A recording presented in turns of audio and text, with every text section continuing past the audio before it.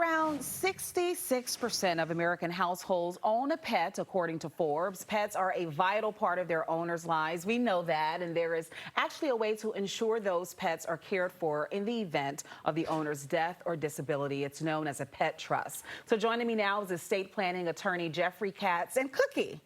Cookie is taking a nap. Yeah, she had a rough morning. So let's begin, Jeffrey, with what is a pet trust and how it works. Sure. So a pet trust is an arrangement where basically an individual can put a sum of money in a separate segregated account for the care and benefit of their animal. And so whether that's a fish, a dog, a parrot, a turtle, a horse, you can really name or identify any type of animal you would like that could be the beneficiary of those funds during that animal's life expectancy. Got it. Now, can you just leave money outright to a pet? Well, unfortunately, dogs and cats aren't able to write checks, and they can't open bank accounts, so it's going to be a little hard for them to spend those funds. But typically, if you do have a trustee that's appointed, that trustee can then go ahead and spend those funds for the animal's use and benefit.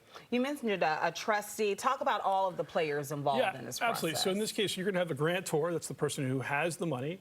Who's going to put that money into a separate segregated fund called a trust. The trustee is the person who's going to go ahead and then distribute the funds to the animal. And we also want to appoint a pet caretaker, who's someone other than the trustee, to ensure that the pet is, well cared for.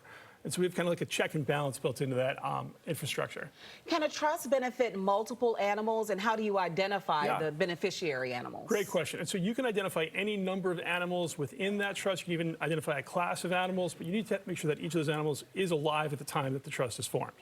How does life expectancy factor into the decision? Great question. So some animals have extremely long life expectancies, like parrots can live 85 years, some macaws have been known to live 90 years, and some tortoises have been known to live over 350 years. And so these trusts can extend through the life of that animal to make sure that they're well cared for and well maintained. Is there a way, like say for instance, you have multiple pets that you think maybe one may outlive the other, that then you can transfer whatever's left? Sure. To the next? Well, you can use this as a pooled fund for the benefit of all of the animals, or you can do segregated accounts for each animal, depending on how many animals you have and what your goals and objectives are to reach that outcome. Well, what are, I guess, some important funding considerations to understand if this is something you do want to plan moving forward? Sure. Well, you don't need to be a multimillionaire to set one of these things up. We did one last week for someone with like $20,000. And so really, you should be thinking tactically, what is that cost and expense of the animal?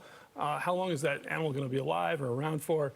And really, what would you do in terms of your care and maintenance of your pet while you're alive? So if you're spending $1,000 per year and your dog has a 12-year life expectancy, you should be thinking maybe $12,000 to $15,000 would be a good number to start with. And I know numbers are hard to gauge. You also can't predict, right, things that will happen. So what happens in the event that you overfund the trust? Yeah, great question. And so any monies that are left need to get distributed. So you can identify an animal charity, you can identify another animal. We want to avoid naming the trustee as the remainder beneficiary because that would create, a bad optic in terms of their distributing to the animal or distributing to themselves. What if you don't make any plans?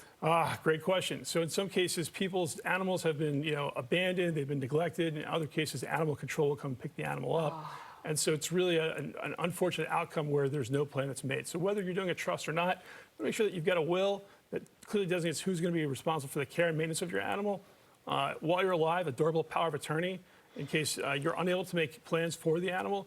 And if something should happen to you, that you've identified a caretaker who can come in right away.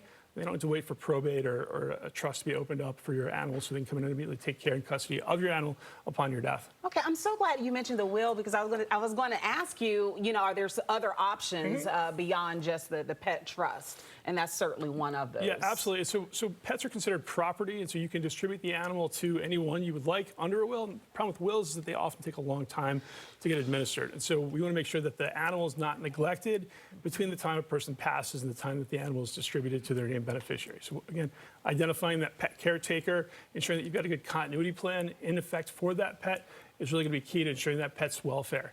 You do a lot of work in estate planning and in this area. How can our viewers stay connected to you to learn more? Sure. Best way is visit our website at jdkatz.com. All right. Well, thank you so much. And Cookie had so much energy before we went on air, and it was almost like as soon as we came up. Hey, here. Oh, she's standing up. She's standing up. There she is. Here we go. Hi, Cookie. She's like an Oreo cookie. An action She's so shot. pretty. Yeah. Thank you so much, Jeffrey, for joining us. Good information.